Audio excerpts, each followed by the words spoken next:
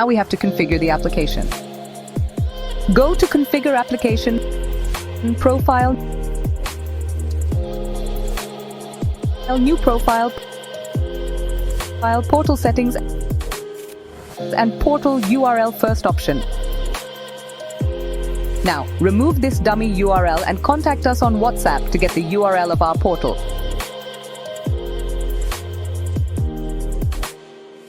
Press OK on OK. Press the back button one time. Go to STB configuration. Share the MAC address with us on WhatsApp. Now wait for the green signal from our end, and once you get one, press the back button 4 times. Once you've finished this setup, you can already send us your details to activate your service.